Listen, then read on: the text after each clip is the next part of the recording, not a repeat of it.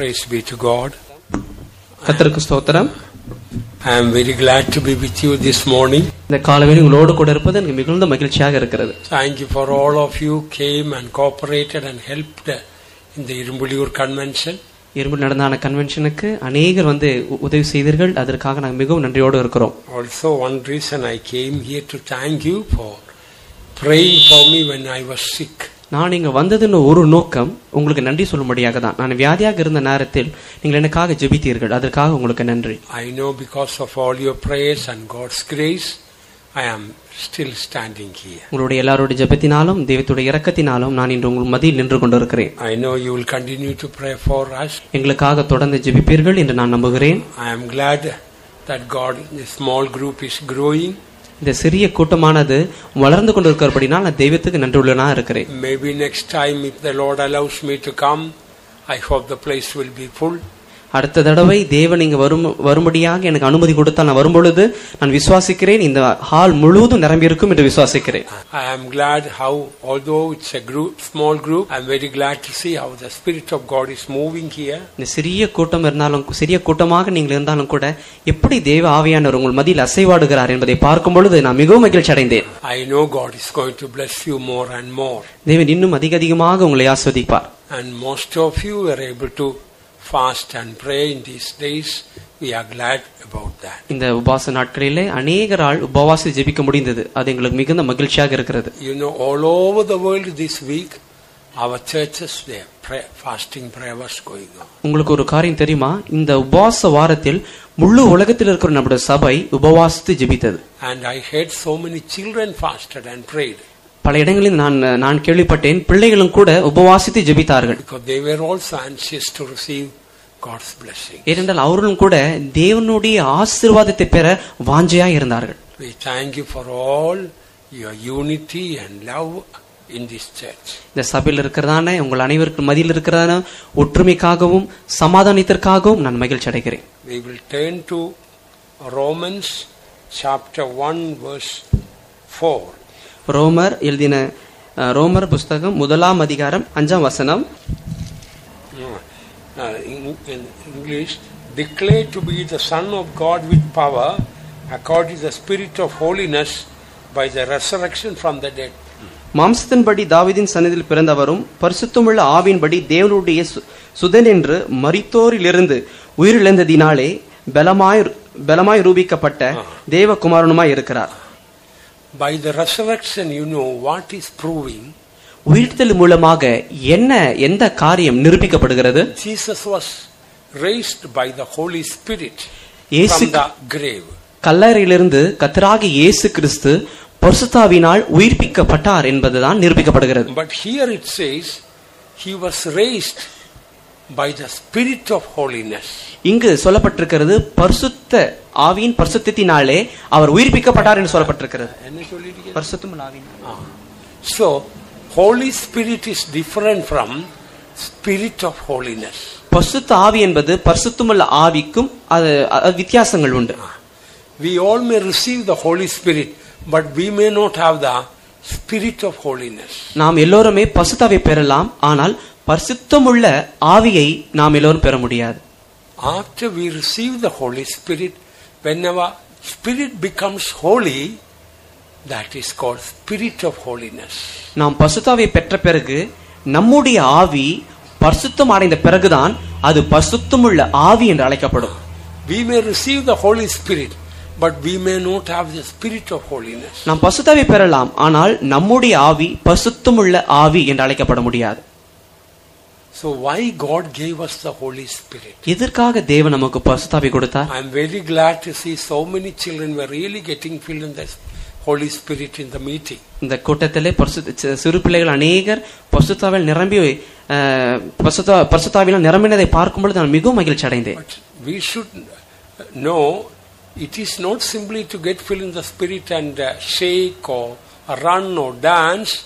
The purpose of God giving the Holy Spirit is to make your spirit and my spirit holy. பரிசுத்தாவை பெற்று இங்கும் இங்கும் ஓடுவதும் உருளுவதும் அது பரிசுத்தாவின் அனுபவம் அல்ல. That is correct. That is the right thing. அது சரிதான். ஆனால் தேவன் பரிசுத்தாவை கொடுக்கிறதின் நோக்கம் like. நம்முடைய ஆவியானது பரிசுத்த ஆவியாக பரிசுத்தமுள்ள ஆவியாக மாற வேண்டும். அதுதான் அதோட நோக்கம். Getting filled and moving and all, it's very good. நீங்கள் பரிசுத்த ஆவி பெற்று இங்கும் இங்கும் ஓடுவது மிகவும் நல்லது. அது சிறந்த காரியம். But the purpose is to make our spirit holy.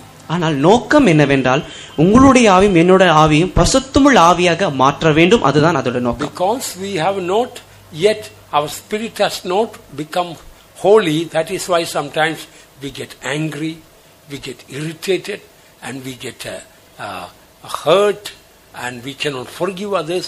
It's because our spirit is not made holy. மற்றவர்கள் நம்மால் மன்னிக்க முடியாமல் அடிக்கடி நம்ம கோபப்படுகிறோம், வேதனை அடைகிறோம். இதற்கு காரணம் என்னவென்றால் நமக்குள் இருக்கிறதான நம்முடைய ஆவி பரிசுத்தமுள்ள ஆவியாக அல்லது நம்முடைய ஆவி பரிசுத்தம் அடையாமல் இருக்கிறது. அதுதான் காரணம். We may speak in tongues, that is very good. நாம் அந்நிய பாஷையில் பேசுகிறோம், அது நல்லது.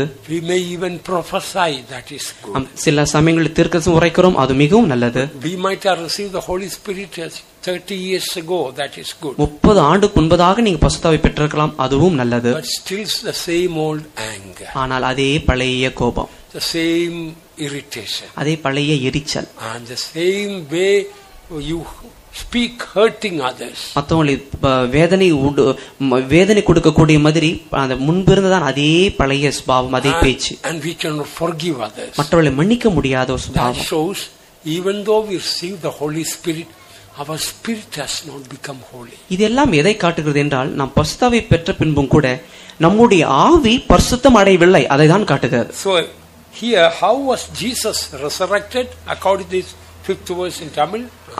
தமிழில் 5ஆம் வசனத்தின் பிரகாரம் எப்படி கர்த்தராகிய இயேசு கிறிஸ்து உயிர்வடைந்தார்?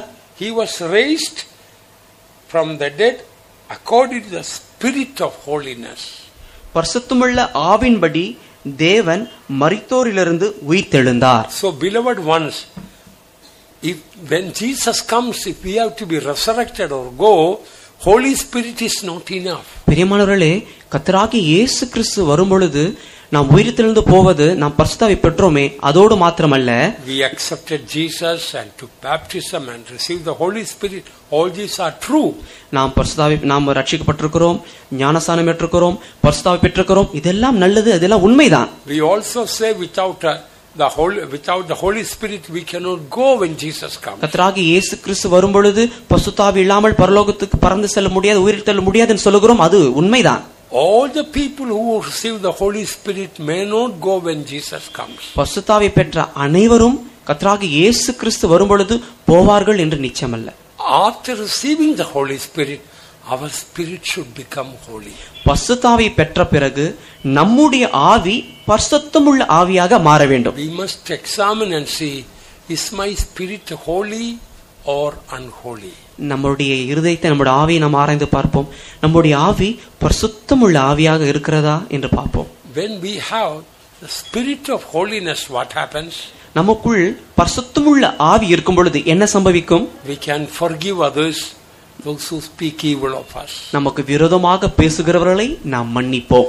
And those who are our enemies, we can pray to bless them. நம்முடைய சத்துருக்களாக இருக்கிறவர்களை ஆசீர்வதிக்கப்பட்டிருக்கும்படியாக நாம் ஜெபம் பண்ணுவோம். And when people will be trying to speak evil of us, we don't get angry. நமக்கு விரோதமாக மற்றவர்கள் தீமையான வார்த்தைகளை பேசும் பொழுது அவர்கள் மேல் நாம் கோபம் அடைய மாட்டோம். So we all, after receiving the Holy Spirit, we should examine and see whether our spirit is holy.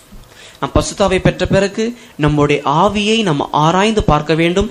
நம்மளுடைய ஆவி பரிசுத்தமுள்ள ஆவியாக இருக்கிறதா? That is why we emphasize often about fasting and prayer. அதற்காக தான் அடிக்கடி நாங்கள் உபவாசித்து ஜெபம் பண்ண வேண்டும் என்று அதுக்கு முக்கியத்துவம் கொடுக்கிறோம். Because when we fast and pray, we get time to see our own personal life. நாம் உபவாசித்து ஜெபிக்கும் பொழுதுதான் நம்மை குறித்துதான நம்முடைய தனிப்பட்ட வாழ்க்கை குறித்துதான காரியங்களை நாம் ஆராய்ந்து பார்க்க முடியும். Here we read, Jesus was raised from the dead according to the spirit of holiness.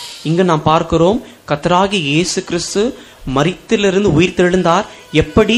அவருக்குள் இருந்ததான பரிசுத்தமுள்ள ஆவினாலே. So after receiving the Holy Spirit, our spirit should become spirit of holiness.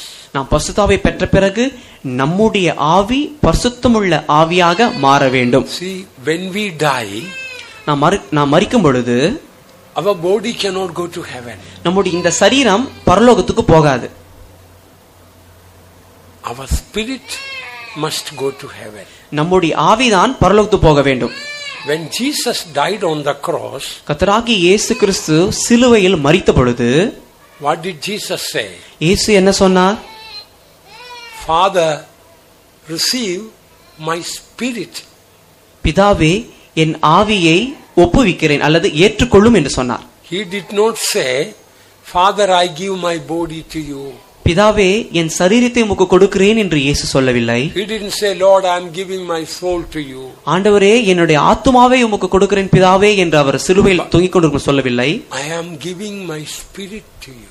பிதாவே, என் ஆவியை உம் கரத்தில் ஒப்புக் கொடுக்கிறேன் என்று சொன்னார். Beloved ones, when we die, பிரியமானவர்கள், நாம் மரிக்கும் பொழுது we must be able to give our spirit into the hands of God. நம்முடைய ஆவியை தேவன் கரத்தில் கொடுக்க முடியும் அல்லது ஒப்புவிக்க முடியும்.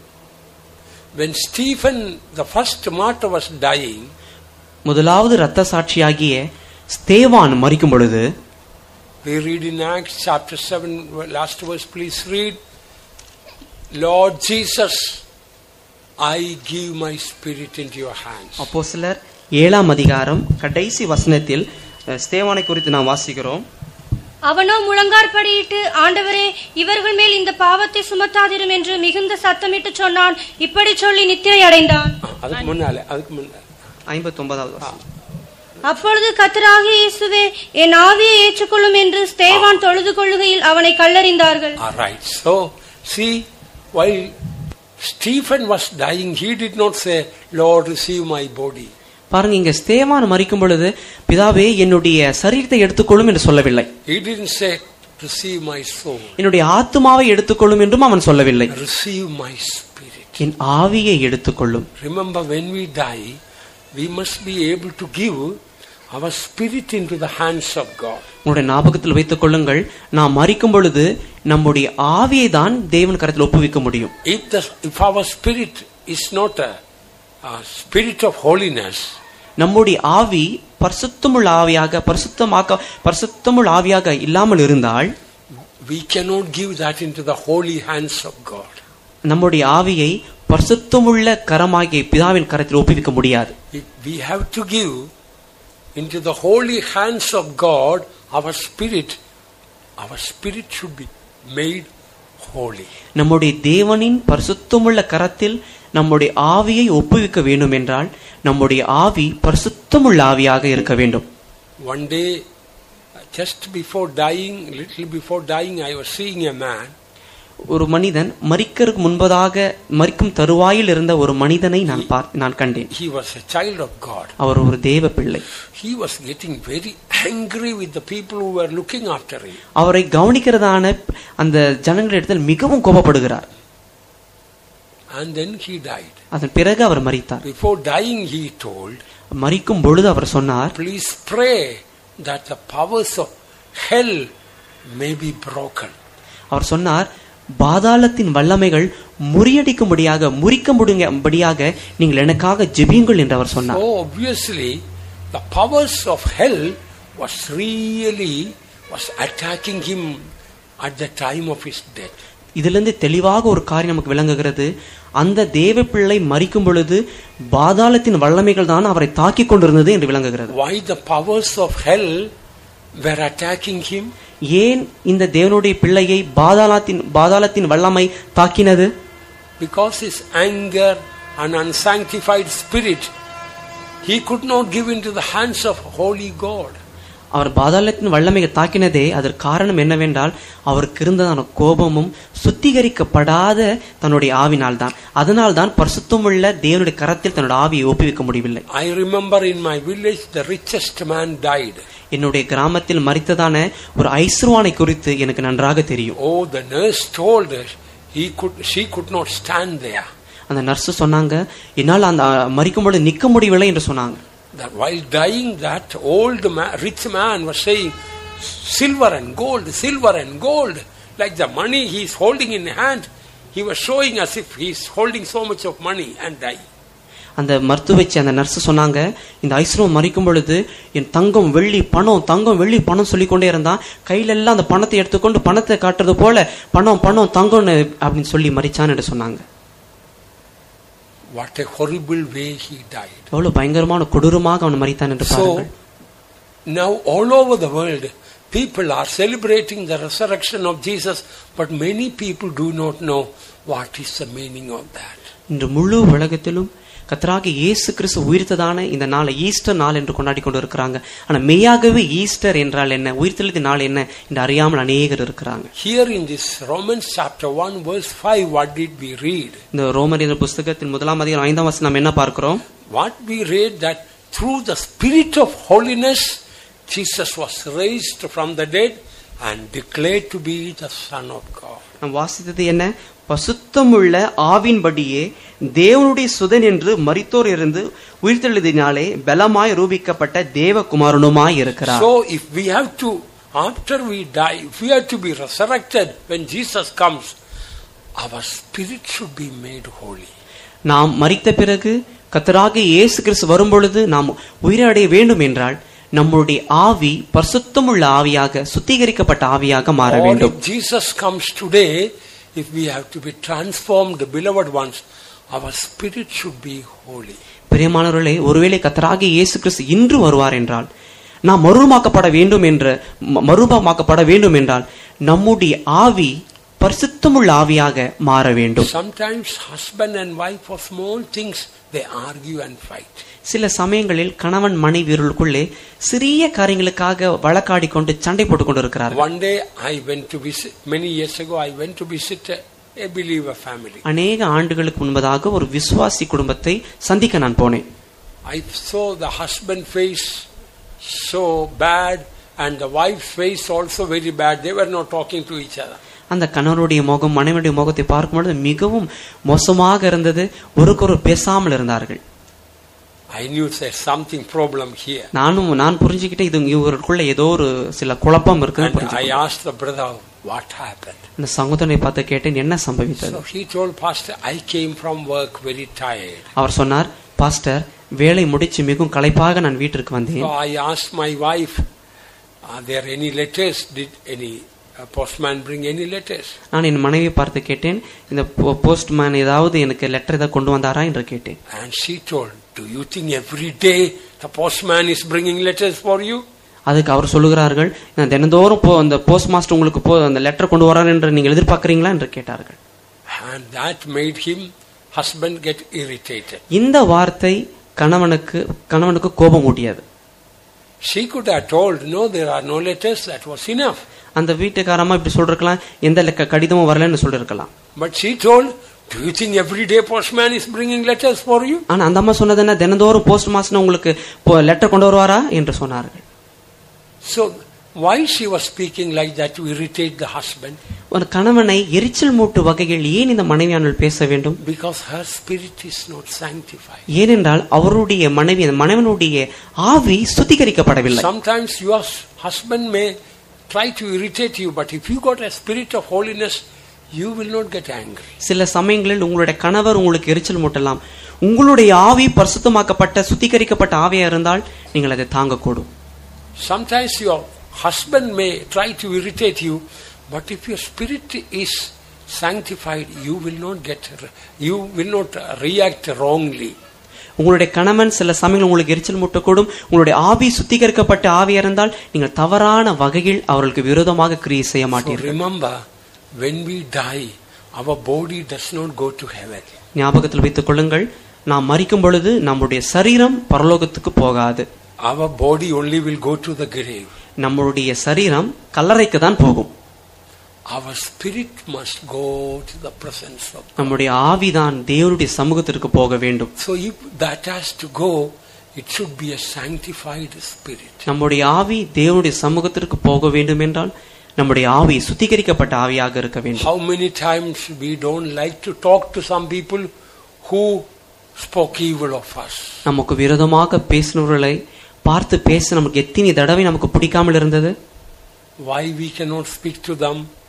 ஏன் நம்மால் அவளிடத்தில் பேச முடியவில்லை? Because our spirit is still unsanctified. ஏனென்றால் நம்முடைய ஆவி இன்னும் சுத்திகரிக்கப்படவில்லை.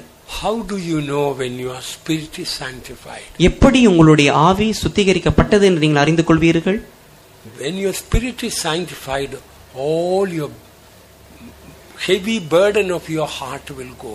உங்களுடைய ஆவி சுத்திகரிக்கப்படும் பொழுது உங்களுடைய இருதயத்தில் இருக்கிறதான பெரிதான பாரமானது அப்படியே நீங்கி போகும். Our spirit will become light. நம்முடைய ஆவி மிகவும் லகுவாக பாரம் இல்லாததாய் மாறி போகும். Because in 1 Thessalonians chapter 4 verse 16 we read, when Jesus comes, we are going to go in the clouds. 1 தெசலோனிக்கர் 4 அதிகாரம் 16 வாசிக்கிறோம். கர்த்தராகிய இயேசு கிறிஸ்து வரும் பொழுது நாம் அவரை மேகத்தில் சந்திப்போம், அவரோடு கூட மேகத்தில் போவோம் என்று பார்க்கிறோம். ஏனெனில் கர்த்தர் தாமே ஆரவாரத்தோடும் பிரதான தூதருடைய சத்தத்தோடும் தேவ எக்காலத்தோடும் வானத்திலிருந்து இறங்கி வருவார். அப்பொழுது கிறிஸ்துவுக்குள் மரித்தவர்கள் முதலாவது எழும்பிப்பார்கள். பின்பு உயிரோடு இருக்கிற நாமும் கர்த்தருக்கு எதிர்கொண்டு போக மேகங்கள் மேல் அவர்களோடு கூட ஆகாயத்தில் எடுத்துக்கொள்ளப்பட்டு இவ்விதமாய் எப்பொழுதும் கர்த்தரோடு கூட இருப்போம். So in the clouds we will go up. மேகங்கள் மேல் அவர்களோடு கூட நாம் போவோம். You know the clouds are very light. They are not heavy. மேகங்களுக்கு பாரம் என்பதே இல்லை, அது மிகவும் மிகவும் லகுவான ஒரு ஒன்று. So if a cloud has to carry something, that something should be lighter than the cloud. பாருங்கள், இந்த ஒரு மேகமானது ஒரு பொருளை, ஒரு காரியத்தை தூக்கி செல்ல வேண்டும் என்றால் அந்த பொருள் மேகத்தை விட மிகவும் லகுவாக தான் பாரமற்றதாய் தான் இருக்க வேண்டும். Cloud cannot carry the top of this cup because it is heavy. மேகமானது இந்த கப்பினோட மூடிய கூட தூக்க முடியாது, ஏனென்றால் இது மேகத்தை விட இது பாரமான ஒரு பொருள். So if Bible says here in this verse, when Jesus comes, we will be carried in the clouds. இந்த வசனத்தில் இயேசு சொல்லுகிறார், கர்த்தராகிய இயேசு கிறிஸ்து வரும் பொழுது மேகம் நம்மை கொண்டு போகும். So if the cloud has to carry us, we must be lighter than the cloud. பாருங்கள், மேகமானது நம்மை கொண்டு போக வேண்டும் என்றால் மேகத்தை விட நாம் மிகவும் லகுவாக இருக்க வேண்டும். That every sin becomes a burden to us. ஒவ்வொரு பாவமும் பாரமாகவே நமக்குள் மாறுகிறது. The more we have sin, the more we have burden. அதிக பாவங்கள் நமக்குள் இருந்தால் மிகவும் பாரமுள்ளவர்களாக நாம் மாறுவோம். That is why Jesus told, come unto me all ye that labor and heavy laden, I will give you rest. அதனால்தான் கர்த்தராகிய இயேசு கிறிஸ்து சொல்லுகிறார், வருத்தப்பட்டு பாரம் சுமக்கிறவர்களே, நீங்க எல்லோரும் என்னிடத்தில் வாருங்கள், நான் உங்களுக்கு இளைப்பாறுதல் தருகிறேன் என்று சொல்லுகிறார். What is that burden we are carrying? நாம் சுமந்து கொண்டிருக்கிறதான அந்த பாரம் என்ன? The burden of sin. பாவத்தின் பாரம். Every sin, beloved ones, in our spirit will become a heavy burden. பிரியமானவர்களே, நம்முடைய ஒவ்வொரு பாவமும் நம்முடைய ஆவியை பாரமாக தான் மாற்றிக்கொண்டே இருக்கிறது. So the more we have sin in our life unwashed by the blood of Jesus, the more our spirit will be heavy. கர்த்தராகிய இயேசு கிறிஸ்துவின் இரத்தத்தால் கழுவப்படாத பாவங்கள் நமக்குள் இருக்க சேர சேர அது நம்முடைய ஆவியை மிக மிக அதிகமாக பாரமுள்ளதாய் மாற்றிக்கொண்டே இருக்கிறது. So that please read Hebrews chapter 12 verse 1 and 2. What do we read here? எபிரேயர் 12 அதிகாரம் முதல் 2 வசனங்கள் நாம் என்ன வாசிக்கிறோம்? ஆகையால் மேகம் போன்ற இத்தனை திரளான சாட்சிகள் நம்மை சூழ்ந்து கொண்டிருக்க, பாரமான யாவற்றையும் நம்மை சுற்றி நெருங்கி நிற்கிற பாவத்தையும் தள்ளிவிட்டு விசுவாசத்தை துவக்குகிறவரும் முடிக்கிறவருமாயிருக்கிற இயேசுவை நோக்கி நமக்கு நியமித்திருக்கிற ஓட்டத்தில் பொறுமையோட ஓடக்கடவோம். So here we read, leaving all the burden and besetting sin, let us run the race. இங்க நாம் வாசிக்கிறோம், பாரமான யாவற்றையும் நம்மை சுற்றி நெருக்கி நிற்கின்ற பாவத்தை தள்ளிவிட்டு. So unless we get rid of all those sins from our spirit will be too heavy to go in the clouds. நாம் நம்மை சுற்றி நிற்கிறதான இந்த பாவங்களை எல்லாம் விட்டு தள்ளி விடாவிட்டால் நம்முடைய ஆவி மிகவும் பாரமானதாக இருக்கும். மேகத்தால் நம்முடைய ஆவியை கொண்டு செல்ல முடியாது. And even when you come for the meeting, you cannot praise and rejoice because this heavy burden will press you down.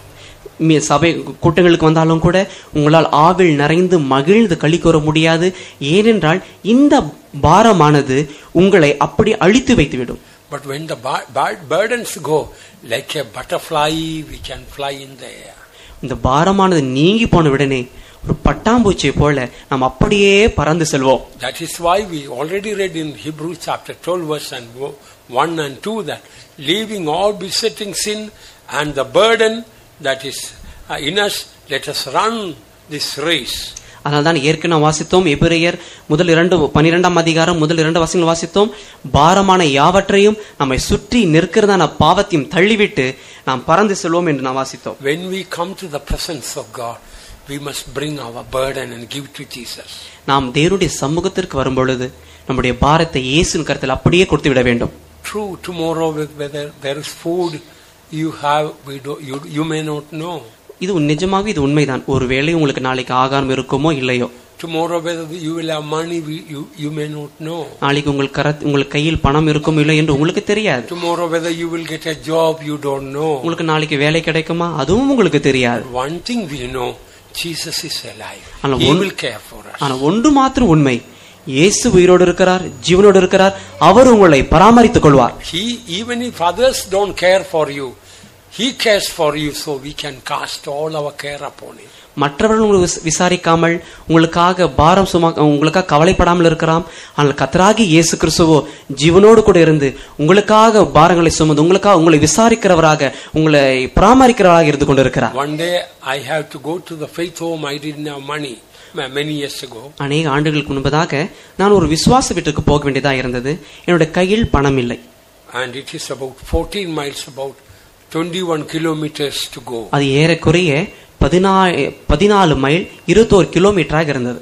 And I was very weak and tired. நான் மிகவும் பலவீனமாக களைத்து போய் இருந்தேன். I didn't know how will I walk all these 14 miles to reach the faith home. அந்த விசுவாச வீடு 14 mile தூரம் இருக்கு. அது எப்படி போய் சேருவேன் என்று எனக்கே நம்ப முடியாமல் இருந்தது. I didn't have any money. என் கையிலோ பணம் இல்லை. But I knew God is caring for me. ஆனால் எனக்கு ஒரு நிச்சயம் இருந்தது, கர்த்தர் எனக்காக கவலைப்படுகிறார், என்னை விசாரிக்கிறார். I started walking. நான் நடக்க ஆரம்பித்தேன். I did not walk even 1 mile. நான் 1 மைல் கூட நான் நடந்திருக்க மாட்டேன். One drunkard came. ஒரு குடிகாரன் வந்தார். And he gave me 8 annas. During those days, anna, you know that now you have paisa. That time 16 annas is 1 rupee. நாம் அந்த நாட்கள்ல அது people know. பைசா என்று சொல்கிறோம். அந்த ஆதி நாட்கள்ல 1 அண்ணா 2 அண்ணா சொல்லுவோம். அது போல 16 அண்ணாவை என்னோட கையில் அந்த குடிகாரன் கொடுத்துட்டு போனார். And he was a drunkard. அந்த மனிதன் குடிகாரன். So I was ashamed to get some money from a drunkard. If it was a child of God, I would have accepted. தேவனுடைய பிள்ளை ஒருவேளை பணம் கொடுத்தால் காணி கொடுத்தா வாங்கியிருப்பேன். இந்த குடிகாரன் கொடுக்கிறது கூட எனக்கு வெட்கமாக தான் இருந்தது. I told no, I don't want your money. Please keep it. நான் சொன்னேன், இல்ல உன்னுடைய பணத்தை நீங்களே வைத்துக் கொள்ளுங்கள், எனக்கு பணம் வேண்டாம் என்று சொன்னேன். No, he was a drunkard. இல்ல அவர் குடிகாரர். He got angry. அவர் கோபம் வந்துட்டது. He caught hold of my collar. Unless you take the money, I won't leave you. அவர் என்னுடைய என்னுடைய காலரை பிடித்துக் கொண்டார். நீ என் பணத்தை வாங்கினா நான் உன்னை விடமாட்டேன் என்று பிடித்துக் கொண்டார். Then I knew God wants me, I should take the money from him. அப்புறம் நான் புரிஞ்சு கொண்டேன், கர்த்தர் என்னோடு கூட இருக்கிறார், நான் பணத்தை வாங்கித்தான் ஆக வேண்டும் என்று சொல்லி நான் பணத்தை வாங்கிக்கொண்டேன். That was more than enough to reach the faith home. நான் அந்த இடத்தை சேர்வதற்கு மிகவும் அந்த பணத்தை அந்த பயண பணத்தை விட இன்னும் அதிகமான பணமாக இருந்தது. But there are times I had to walk without money. That is true. பணம் இல்லாமல் நான் நடந்து போகக்கூடிய சூழ்நிலை அநேகம் உண்டு, அது உண்மைதான். But that time God gave me the grace. அந்த நாட்களில் நான் நடந்து போக வேண்டிய நாட்களில் தேவன் எனக்கு கிருபை தந்தார். But when the time came I had no strength to walk, God sent the money through the drunkard. நான் நடக்க முடியாத சூழ்நிலையில் பலவீனமாக இருந்த சூழ்நிலையில் தேவனை விசாரிக்கிறபடினால் அந்த குடிகாரன் மூலமாக எனக்கு பணத்தை கொடுத்தார். One day in the faith home I was so hungry, there was no food. ஒரு நாள் விசுவாச வீட்டில் மிகவும் பசியாக நான் இருந்தேன். விசுவாச வீட்டில் சாப்பிட ஒன்றும் இல்லை. Or not only food, there's not even tea.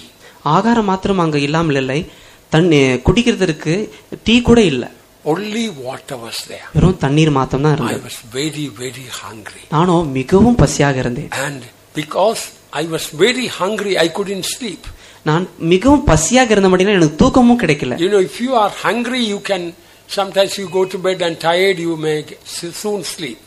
பாருங்க, நீங்க ஒருவேளை பசியாக இருக்கும் பொழுது களைப்பாக இருக்கும், நீங்க படுப்பீங்க, உடனே ஒரு சிறிய தூக்கம் தான் But தூங்குவீங்க. when there is too much of, when you are hungry, you cannot sleep. மிகவும் அதிக பசி இருந்தா, பசி வேதனை சொல்லுவாங்க, அந்த மாதிரி பசி இருந்தா உங்க படுக்கையில படுத்தா உங்களுக்கு தூக்கமே வராது. One thing I know, beloved ones, God knows, that time I was more happy than now. பிரியமானவர்களே, நான் சொல்ற காரியத்தை கர்த்தர் அறிந்திருக்கிறார். நான் எப்பொழுது இருக்கதை பார்க்கலும் பசியா இருந்த நேரத்துல மிகவும் கர்த்தருக்குள் மகிழ்ச்சியா இருந்தேன். Still that night I can remember I was rejoicing and praising God in my spirit. நான் பசியா தூக்கம் கிடைக்காமல் இருந்தேனே, அந்த ராத்திரியில் ஆவிக்குள் கர்த்தருக்குள் மகிழ்ந்து களிகூறி மகிழ்ச்சியா இருந்தேன். But late night one lorry driver believer came. நள்ளிரவில் நடு ராத்திரி நம்மளுடைய விசுவாசி ஒருத்தர் லாரி டிரைவரா இருக்கிறார். அவர் அந்த விசுவாச வீட்டுக்கு வந்தார். He was going from one place to another place far away. அவர் இன்னொரு இடத்திலிருந்து இன்னொரு வெகு தூரத்திற்கு சென்று கொண்டிருக்கிறார். Then because he was tired, he thought of breaking the journey and staying in the faith home. அவர் மிகவும் களைத்து போய் இருந்தபடினால் அவர் அந்த ராத்திரி நம்மோடு கூட நம்ம அந்த விசுவாச வீட்டில் தங்கி போகலாம் என்று அவர் யோசித்தார். And he went to the bakery and brought lot of very good baked food and brought to her. அவர் அந்த பேக்கரி கடைக்கு போயிட்டு அந்த பேக்கரி கடையில் செய்ததான அநேக பதார்த்தங்களை அவர் வாங்கி கொண்டு விசுவாச வீட்டுக்கு வந்தார். So that night myself and another brother with me was there. We ate that full and drank the water. அந்த ராத்திரி நானும் என்னோடு கூட அந்த இன்னொரு சகோதரனும் அந்த லாரி டிரைவர் கொண்டு வந்ததான எல்லா பதார்த்தங்களை சாப்பிட்டு தண்ணி குடித்து சந்தோஷமாக தூங்கினோம். So there are times that we may not have food, we may not have money, we may not have the facilities in the world. இந்த உலகத்தில் எந்த விதமான வாய்ப்புகளும் ஆகாரம் இல்லாமல் பணம் இல்லாமல் நமக்கு நாம் இருந்ததான சமயங்கள் நமக்கு உண்டு. When God gave the food, we thanked God. One day when we don't get the food, that time also we should learn to thank God. பாருங்கள், நமக்கு ஆகாரம் கொடுக்கும் பொழுது, ஆகாரம் நமக்கு இருக்கும் பொழுது நாம் கர்த்தரை ஸ்தோத்திரிக்கிறோம்.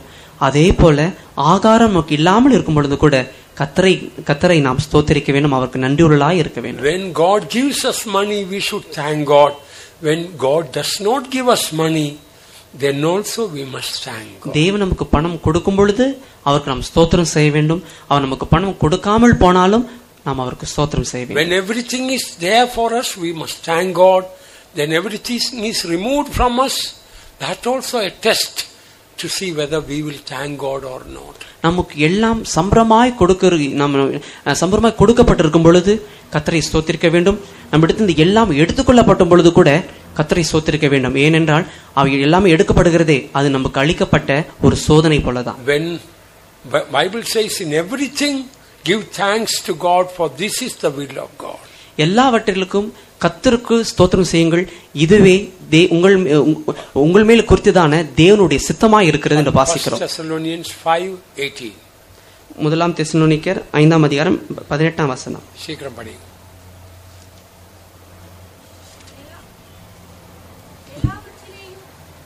எல்லாவற்றிலேயும் ஸ்தோத்திரம் செய்யுங்கள். So this is the will of God in Jesus Christ, that we may thank God for every situation, for everything. எல்லாவற்றிலேயும் ஸ்தோத்திரம் செய்யுங்கள், அப்படி செய்வதே கிறிஸ்து இயேசுக்குள் உங்களை குறித்து தேவனுடைய சித்தமாய் இருக்கிறது. So God, without suffering, our spirit can never get sanctified. பாருங்கள், பாடுகள் இல்லாமல் ஒருபோதும் நம்முடைய ஆவி சுத்திகரிக்கப்பட முடியாது. In the Bible, those who became saints, they all suffered. இந்த வேதத்தில் பசுத்தவான்கள் என்று அழைக்கப்படுகிற அனைவருமே பாடுகள் வழியாக தான் வந்தவர்கள். David suffered quite a lot. தாவீது மிகவும் அதிகமாக பாடுபட்டான். But finally God made him a saint. கடைசியாக இறுதியில் தேவன் அவனை பரிசுத்தவானாக மாற்றினார். But Solomon never suffered, he never became saint. ஆனால் சாலமோனோ எந்த விதமான பாடுகள் படவில்லை, அவன் பரிசுத்தவானாக மாறவில்லை. Job suffered a lot and he became saint. யோபு அதிகமாக பாடுபட்டான், அவன் பரிசுத்தவானாகவும் மாறினான். And look at others. Lot, he did not suffer and he could not become a saint. லோத்தை பாருங்கள், அவனால் அதிகமாக பாடுபட முடியவில்லை, அவன் பரிசுத்தவானாகவும் மாற முடியவில்லை. Absalom, he never suffered for God and he never became a saint. Absalom கர்த்தருக்காக பாடுபடவில்லை, அவன் பரிசுத்தவானாக மாற முடியவில்லை. So, beloved ones, your sufferings and my sufferings are to make our spirit holy.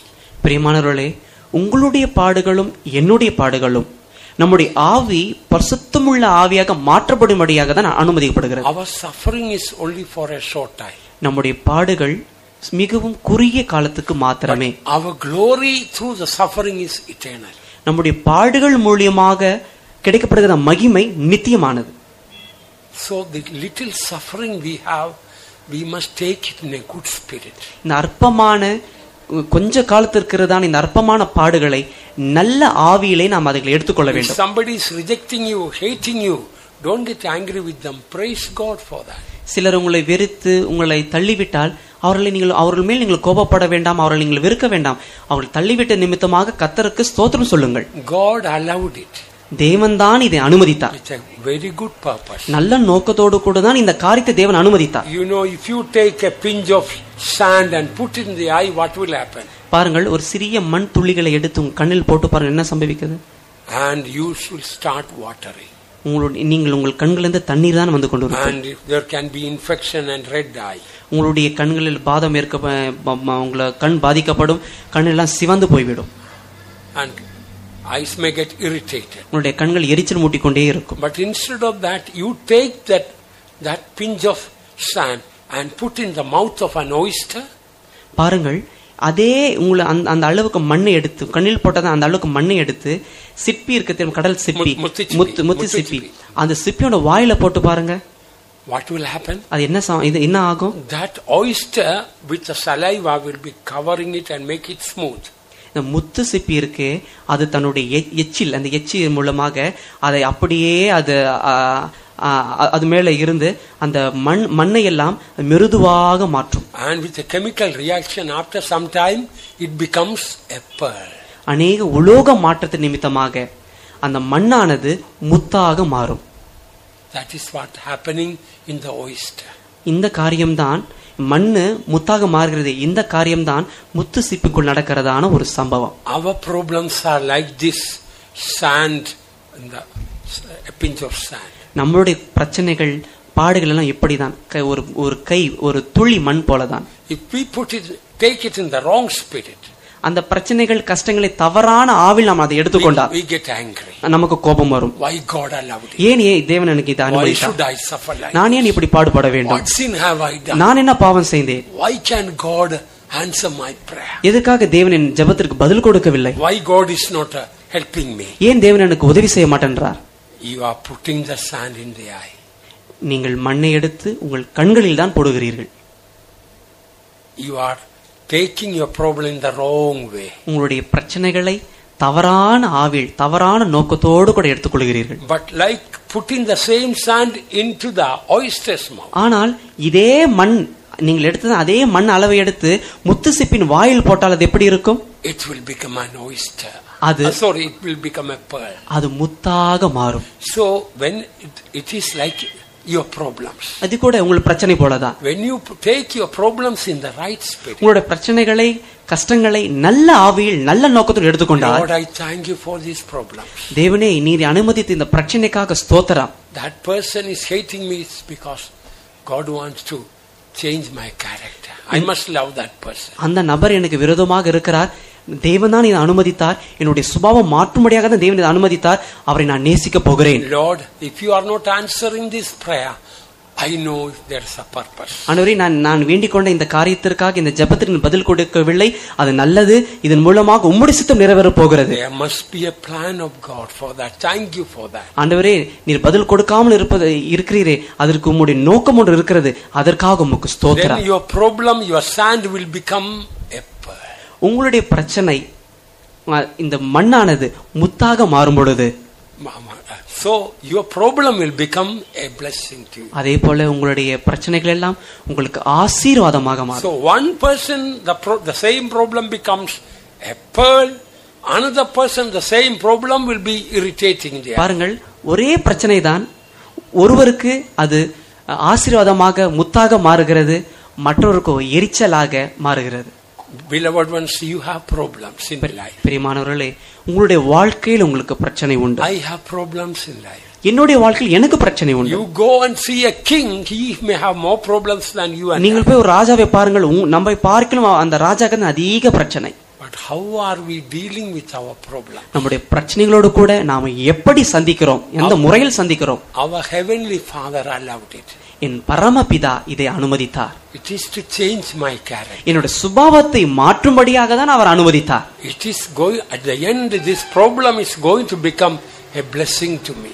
எனக்கு இந்த பரமபிதா அனுமதித்தான இந்த பிரச்சனை, என்னுடைய இந்த பிரச்சனை முடிவில் எனக்கு ஆசீர்வாதமாக தான் இது மாற போகிறது. Then we will be able to thank God. அப்பொழுது நம்முடைய தேவனை நாம் ஸ்தோத்திரிக்க முடியும். When the problems come, God is not going to tell immediately, my child, this problem will finish in 3 days time, then answer will come. God may not tell that. நமக்கு ஒரு பிரச்சனை வந்த உடனே தேவன் இப்படி சொல்ல மாட்டார், மகனே, என் பிள்ளையே, இந்த பிரச்சனை 3 நாளைக்கு மாத்ததான் இருக்கும், 3 நாளைக்கு பிறகு இந்த பிரச்சனை இப்பேற்பட்ட ஆசீர்வாதமாக மாறும் என்று தேவன் சொல்ல மாட்டார்.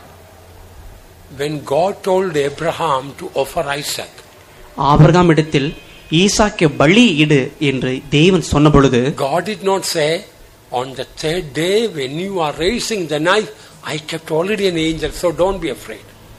நீ 3வது நாளில் ஈசாக்கை கட்டி ஈசாக்கு நீ பலியிடும் பொழுது உன்னுடைய கத்தியை எடுத்து அவனை வெட்டும்படியாக ஓங்கும் பொழுது உனக்காக ஒரு தேவதூதனை ஆயத்தம் பண்ணி வைத்திருக்கிறேன் என்று தேவன் சொல்லவில்லை. So the angel will come and to stop you. அதனால தேவதூதர் வந்து நீ வெட்ட உன் கையை ஓங்கும் பொழுது அவர் வந்து உன்னை தடுத்து விடுவார். And there is a ram in the thicket, and I will keep that, you bring and sacrifice. அந்த முட்கள் மத்தியிலே ஒரு ஆட்டுக்குட்டியை ஆயத்தம் பண்ணி வைத்திருக்கிறேன், நீ அதை எடுத்து எனக்கு பலியிடலாம் என்று தேவன். If God told Abraham like that earlier, that offering Isaac will be a drama. He will not feel anything as a trial. இந்த மாதிரி நடக்க போகிற காரியங்களை முன்பாகவே ஆபிரகாமுக்கு சொல்லி இருந்தால் ஆபிரகாம் ஈசாக்கை பலியிடுவது ஒரு நாடகமாக தான் இருந்திருக்கும், அது உண்மையாகவே இருந்திருக்காது. Dear child of God, end of our trial will be glory, it will be a pearl. அருமையான தேவ பிள்ளையே, நம்முடைய பிரச்சனை எல்லாம் முடிவில் முத்தாக ஆசீர்வாதமாக தான் மாறப்போகிறது. Every trial is God's agent to change our character. நம்முடைய சுபாவத்தை மாற்றும்படியாக தான் நம்முடைய ஒவ்வொரு சோதனையும் தேவனின் பிரதிநிதிகளாக இருக்கிறது. If our character is not changed at the time of death, you know what will happen. நம் மரிக்கும் தருவாயில் நம்மளுடைய சுபாவம் மாற்றப்படாமல் இருந்தால் என்ன சம்பவிக்கும் உங்களுக்கு தெரியுமா? Every sin in our life will be like a sting, thorn, piercing our spirit. நமக்குள் இருக்கிறதான ஒவ்வொரு பாவமும் கூர்மையான முள்ளாக மாறி நம்மை குத்தி கொண்டுதான் இருக்கும். Read 1 Corinthians chapter 15. Read that verse, is it 55? O death, where is thy sting? O grave, where is thy victory? The sting of death is sin, but the strength of sin is the law. பாருங்க, 1 கொரிந்தியர் 15ஆம் அதிகாரம் 55ஆம் வசனம். மரணமே உன் கூர் எங்கே, பாதாளமே உன் ஜெயம் எங்கே? மரணத்தின் கூர் பாவம், பாவத்தின் பலன் நியாயப்பிரமாணம். So here what we read, இங்க நாம் என்ன வாசிக்கிறோம்? every sin at the time of our death will become a sting, a piercing thorn.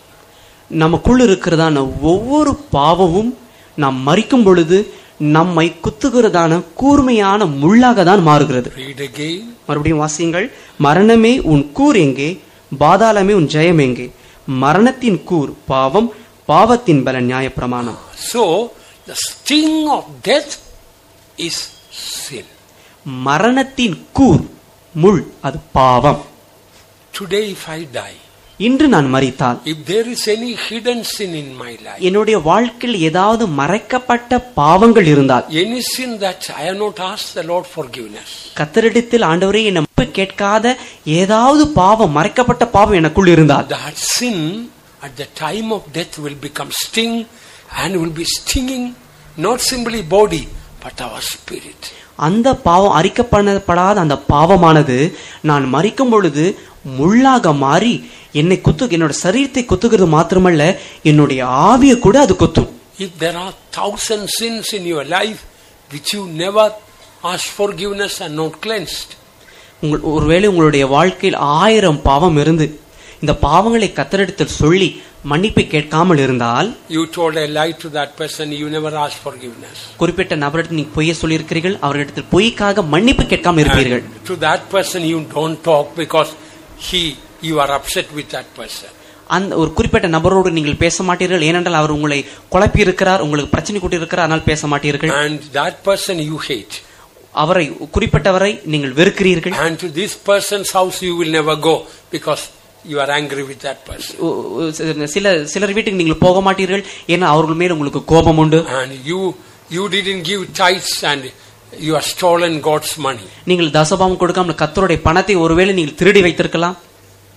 All these will become a sting and stinging our spirit. இது எல்லாம் நம்முடைய ஆவியை குத்துகிறதான முள்ளாக தான் இருக்கிறது. Now they may not be stinging us. எப்பொழுது உங்களுடைய ஆவியை குத்துகிறதான முள்ளாக இந்த உங்களுடைய பாவங்கள் இருக்காது. At the time of death it may sting. ஆனால் நீங்கள் மரிக்கும் பொழுது நிச்சயமாகவே இந்த பாவங்கள் எல்லாம் உங்களை குத்துகிற முள்ளாக தான் மாறும். That is why the word of God says sting of death. அதனால தான் வேத வசனம் சொல்லுகிறது மரணத்தின் கூர் பாவம். In some other places we read the pangs of death, pain of death, sorrows of death compass me. மற்ற இடங்களில் வேதத்தில் வாசிக்கிறோம் மரண பயம் மரண பாரம் என்னை நெருக்கினது என்று வாசிக்கிறோம். Dear child of God, what I wanted to say, it is not good to hide any sin in our life. பிரியமானவர்களே, நான் உங்களிடத்தில் சொல்ல வருகிற காரியம் என்னவென்றால், எந்த விதமான பாவத்தையும் அறிக்கை பண்ணாமல் நீங்கள் மறைத்து வைத்திருக்க வேண்டாம். You must confess and repent and renounce them. அந்த பாவங்களுக்காக மனஸ்தாபப்பட்டு அறிக்கை செய்து அதை விட்டு விடுங்கள். And then God will have mercy on us. அப்பொழுது தேவன் நம்மேல் இரக்கமாயிருப்பார். He that covereth his sin shall not prosper, but he that confesseth and forsaketh shall have mercy. தன் பாவங்களை மறைத்து வைத்திருக்கிறவன் வாழ்வடைய மாட்டான், அவைகளை அறிக்கை செய்து விட்டு விடுகிறனோ வாழ்வடைவான். Every sin that we hide, remember, it will become a stinging our spirit. நாம் மறைத்து வைத்திருக்கிற ஒவ்வொரு பாவமும் நமக்கு முள்ளாக கூர்மையான முள்ளாக தான் நம்முடைய ஆவிக்கு அது மாற போகிறது. For saints, death is called a sweet sleep. பரிசுத்தவான்களுக்கு மரணம் என்பது ஒரு இனிமையான நித்திரை. But for sinners, for death means sorrows of death or hell's power compassing. ஆனால் பாவிகளுக்கோ மரண கொடுமை அல்லது பாதாளத்தின் வல்லமைகள் தாக்குகின்ற ஒரு சமயமாக தான் அவளுடைய மரணம் இருக்கும். Let me come back to the first verse we read, Romans chapter 1 verse 5. நாம் முதலாவது வாசித்ததாக ரோமர் 1 அதிகாரம் 4 வசனத்துக்கு வருவோம். By the தமிழ்ல 5 வசனம். By the spirit of holiness he was declared to be the son of God with power. பரிசுத்தமுள்ள ஆவியின்படி தேவனுடைய சுதன் என்று மரித்தோரில் இருந்து உயிர்த்தெழுதினாலே பலமாய் ரூபிக்கப்பட்ட தேவகுமாரனுமாய் இருக்கிறார். I believe most of us have received the Holy Spirit. நான் விசுவாசிக்கிறேன் உங்களில் அநேகர் பரிசுத்த ஆவியை பெற்றிருக்கிறீர்கள். That is not enough.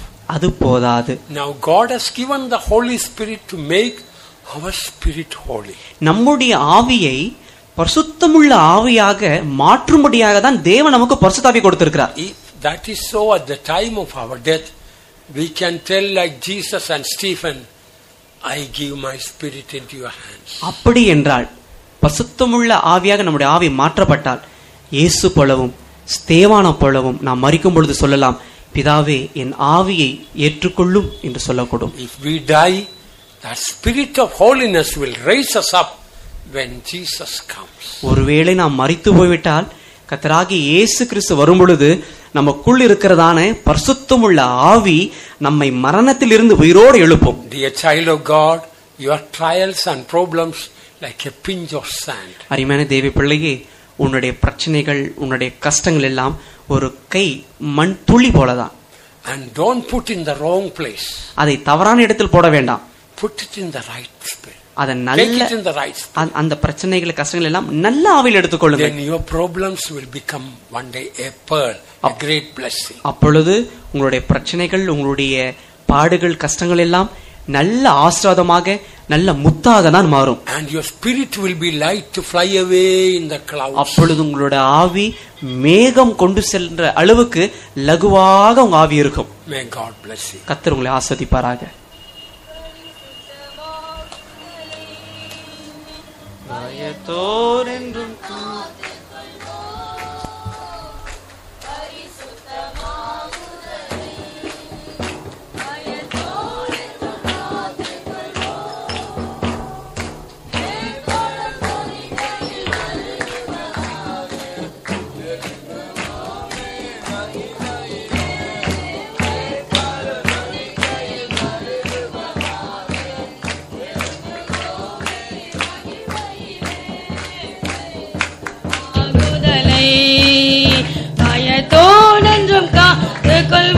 காத்துக்கொள்வோம் பரிசுத்தமாகுதலை பயத்தோடு காத்துக்கொள்வோம்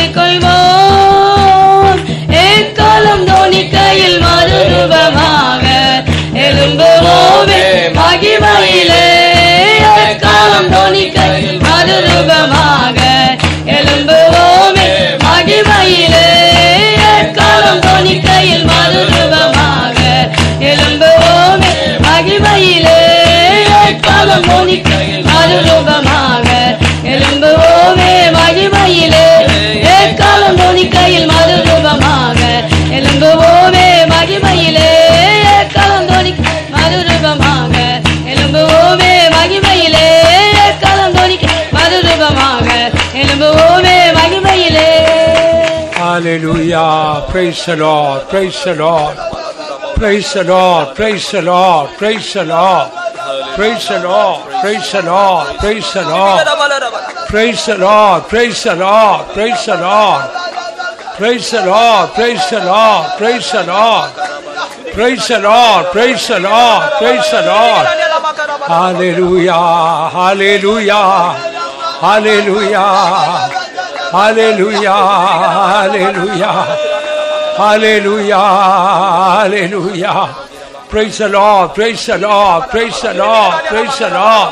Praise the Lord. Praise the Lord. Praise the Lord. Praise the Lord. Amen.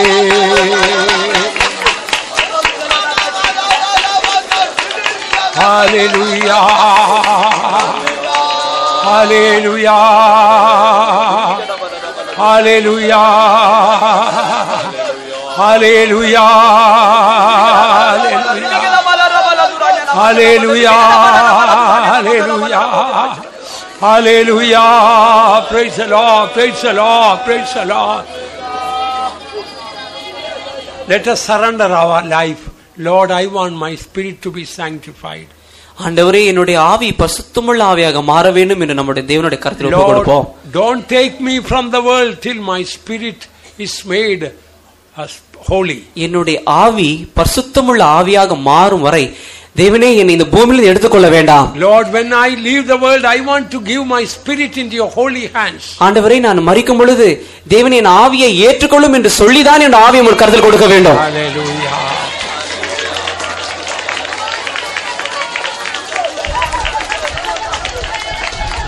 Hallelujah. Hallelujah. Hallelujah. Hallelujah. பரிசுத்தமாக்குதலே பயத்தோடென்றும் காத்துக்கொள்வோம் பரிசுத்தமாகுதலே பயத்தோடென்றும் காத்துக்கொள்வோம் ஏகாலம் தோணிக்கையில் மறுரூபமாக எழும்புவோமே மகிமையிலே ஏகாலம் தோணிக்கையில் மறுரூபமாக எழும்புவோமே மகிமையிலே பரிசுத்தமாகுதலே பயத்தோடென்றும் காத்துக்கொள்வோம் பரிசுத்தமாகுதலே பயத்தோடென்றும் காத்துக்கொள்வோம் ஏகாலம் தோணிக்கையில் மறுரூபமாக எழும்புவோமே மகிமையிலே ஏகாலம் தோணிக்கையில் மறுரூபமாக எழும்புவோமே மகிமையிலே ஏகாலம் தோணிக்கையில் மறுரூபமாக எழும்புவோமே மகிமையிலே. Hallelujah. Hallelujah.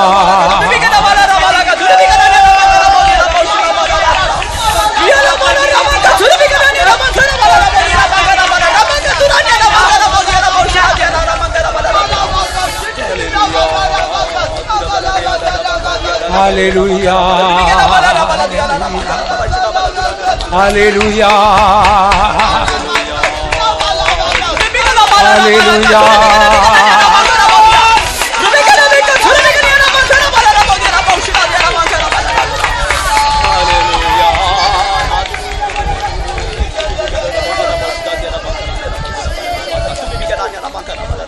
We will praise God that God will help us to live a holy life. நாம் பரிசுத்தமுள்ள ஜீவன் செய்யும்படியாக கர்த்தர் நமக்கு உதவி செய்ய வேண்டும். அதுக்காக நாம் அவரை ஸ்தோத்திரிப்போம். Praise the Lord. Praise the Lord. Praise the Lord. Praise the Lord. Praise the Lord. Praise the Lord. Praise the Lord. Praise the Lord. The Lord may make our spirit light, free from every sin. Let's praise God. தேவன் நம்முடைய ஆவியை பாரமற்ற ஆவியாக லகுவாக ஆவியாக மாற்ற வேண்டும். அதுக்காக நாம் அவரை ஸ்தோத்திரிப்போம். Praise the Lord. Praise the Lord. Praise the Lord. Praise the Lord. Praise the Lord. Praise the Lord. Devamanu.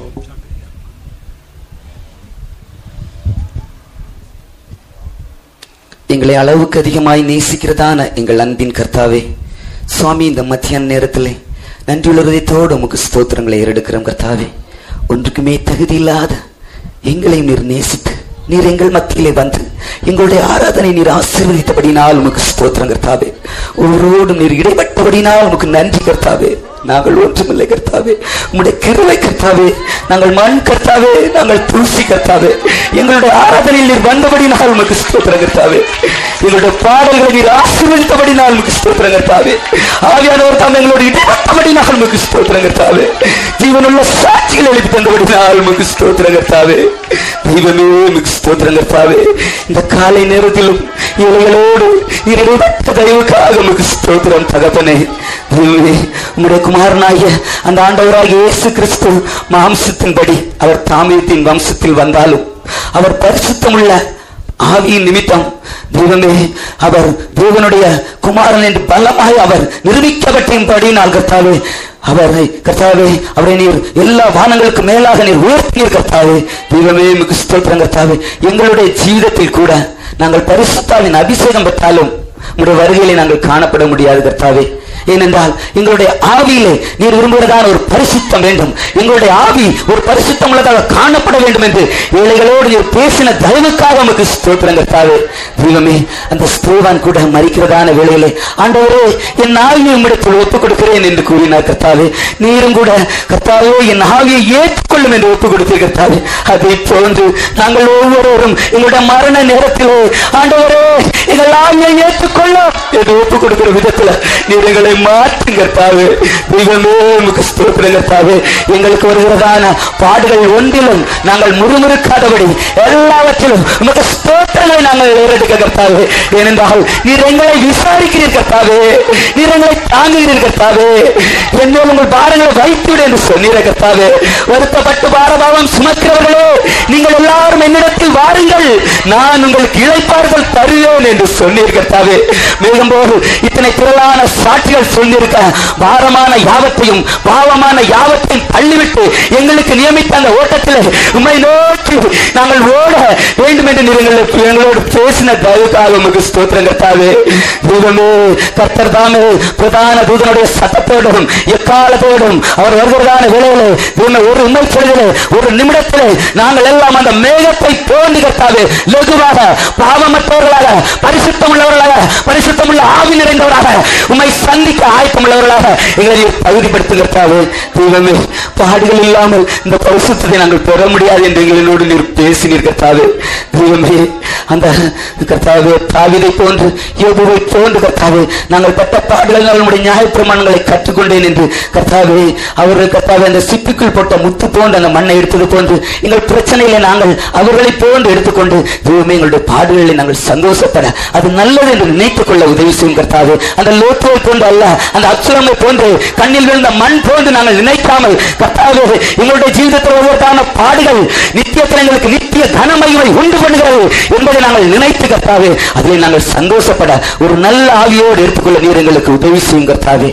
இலைகளாக எங்கள் மத்தியில் நீர் வந்து கர்த்தாவே உண்மையாகவே பரிசுத்தம் உள்ள ஒரு ஆவியின் மூலம்தான் உண்மை சந்திக்க முடியும் என்று இலைகளோடு பேசின தயவுக்காக உமக்கு ஸ்தோத்திரம். எங்களுடைய ஆராதனை நீர் பொறுப்படுத்த தயவுக்காக ஸ்தோத்திரம். எங்களுடைய பாஸ்டருக்கு நீர் பலனும் வல்லமையும் கிருபை அபிஷேகம் கொடுத்தபடினால் உமக்கு ஸ்தோத்திரம் கர்த்தாவே. ஒரு முறை கூட எங்களை தாழ்த்துகிறோம், வெறுமையாக்குகிறோம். உங்களுடைய திருக்கரத்தில் எங்களை ஒப்புக் கொடுக்கிறோம். இயேசுவின் நாமத்தில் ஜெபங்களும் பிதாவே. அன்பான பிதாவே, எங்களுடைய ஜீவத்தின் கடைசி மட்டும் தூய்மையாய் கர்த்தாவே பரிசுத்தமாய் ஜீவிக்க எங்களுக்கு ஒவ்வொருவருக்கும் கிருபையை தாரும் கர்த்தாவே. இங்கே படப்பேரில் ஊழியத்தை நீ ஆசிர்வதியும். இந்த தேசம் எல்லாம் இயேசுக்கு உள்ளதாண்டவரே கர்த்தாவே. உம்முடைய மகிமை விளங்க பண்ணி ஏராளம் ஆத்துமாக்கள் இந்த இடத்துல எழுப்புவாண்டவரே. இங்கே உள்ள ஊழியக்காரை ஆசிர்வதியும். இந்த இடத்துல ஏராள ஊழியக்காரை எழுப்புவாண்டவரே. இங்கே உள்ள சண்டே ஸ்கூல் ஆசிர்வதியும். சண்டே ஸ்கூல் கர்த்தாவே டீச்சர்ஸ் ஆசிர்வதிக்க வேணுமே. நீர் மகிமையில் வரும்போது எங்களை உண்மை சந்திக்க ஆயத்தமாக எங்களை வைத்துக் கொள்ளும். இயேசுவின் நாமத்தில் നമ്മുടെ കർത്താവായ യേശു ക്രിസ്തുവിൻ കൃപയും ദൈവാൻപും പരിശുദ്ധ ആവിயின் ஐக்கியமும் நாம் யாவரோடும் கர்த்தராய இயேசுவின் வருகை மட்டும் இருப்பதாக. ஹல்லேலூயா, ஹல்லேலூயா.